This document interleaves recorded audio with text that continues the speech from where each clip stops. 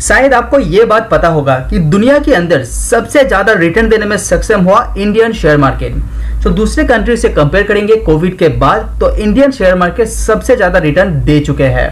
इसके पीछे में बहुत सारा कारण है क्यों इंडियन शेयर मार्केट इतना ज्यादा भाग चुके हैं। तो आज इस वीडियो के अंदर हम लोग बात करेंगे तीन ऐसे सेक्टर के बारे में, तीन ऐसे सेगमेंट के बारे में जहां पे आप निवेश करके आगे आने वाले 10 साल के अंदर आप निवेशित हो सकते हैं। तो लॉन्ग टर्म के लिए आप तीनों सेक्टर को आप सोच सकते हैं। तो चलिए जान लेते हैं कि कौन कौन सा सेक्टर है जो आगे आने वाले 10 साल के अंदर अच्छा खासा रिटर्न देने में सक्षम हो सकते हैं। तो चलिए जान लेते हैं।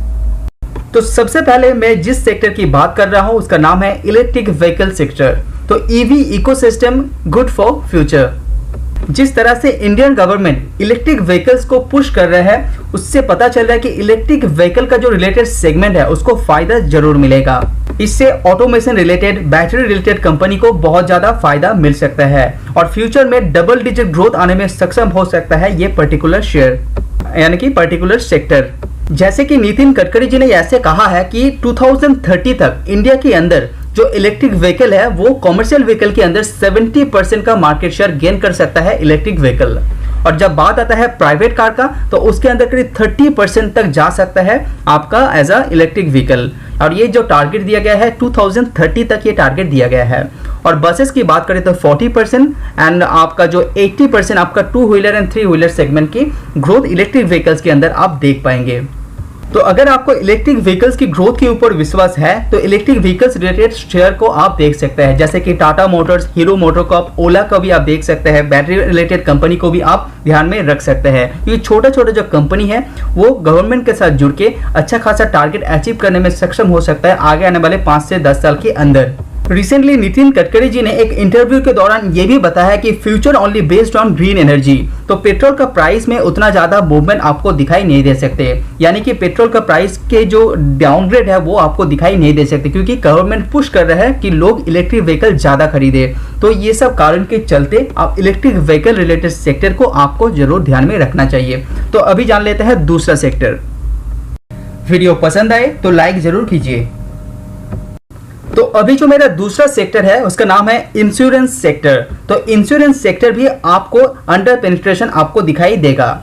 और रिसेंट जो पैंडेमिक गया है, पैंडेमिक के अंदर आप देखे होंगे तो आपका नॉन लाइफ इंडस्ट्री के अंदर 12.78% का ग्रोथ यहाँ पे दर्ज किया है। और लाइफ इंश्योरेंस की बात करें तो 10% की दौर से यहाँ पे अच्छा खासा ग्रोथ यहाँ पे इंश्योरेंस सेक्टर के अंदर आपको दिखाई दे रहा है। और ऐसा अंदाजा लगाया जा रहा है कि आगे आने वाले 10 साल के अंदर ये 15 to 20% CAGR के दौर से ग्रोथ हो सकता है। तो आपको इंश्योरेंस सेक्टर के ऊपर नजर जरूर रखना चाहिए। अब दूसरे कंट्री से कंपेयर करेंगे इंडिया को तो लाइफ इंश्योरेंस से लेके मेडिकल इंश्योरेंस तक ये इंडिया के अंदर यहाँ पे बहुत ज्यादा कम है कंपेयर टू अदर कंट्रीज।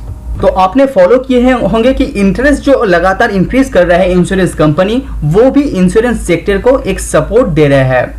और इंडिया के अंदर इंश्योरेंस सेक्टर की एडवांटेज की बात करें तो रोबस्ट डिमांड आपको देख सकते हैं आगे आने वाले 5 सालों के अंदर। उसी के साथ साथ जो पॉलिसी है इंडिया के अंदर वो भी बहुत ज्यादा सपोर्ट क्रिएट कर रहे हैं और इंटरेस्ट लगातार इंक्रीज करते हुए इंश्योरेंस सेक्टर आगे बढ़ रहा है। तो ये सब कारण को चलते इंश्योरेंस सेक्टर को आपको ध्यान में जरूर रखना चाहिए। अभी जो तीसरे सेक्टर के बारे में मैं बात कर रहा हूं उसका नाम है नेचुरल गैस सेक्टर। हाँ जी, गैस सेक्टर एक बड़ा बूम हो सकता है इंडिया के अंदर क्योंकि गैस सेक्टर के अंदर आपने देखे होंगे रिसेंट कंडीशन की बात कर रहा हूं तो 6% आपका पावर कंजप्शन का 6% नेचुरल गैस से सोर्स होता है। तो ये बढ़ के 2030 तक इंडियन गवर्नमेंट का प्लान है कि 15% तक ले जाने का एक टारगेट यहाँ पे रखा है। और ये कैसे होगा आपने देखे होंगे रिसेंट कंडीशन में इंडियन गवर्नमेंट अच्छा खासा पैसा इन्वेस्ट किया है गैस सेक्टर के अंदर।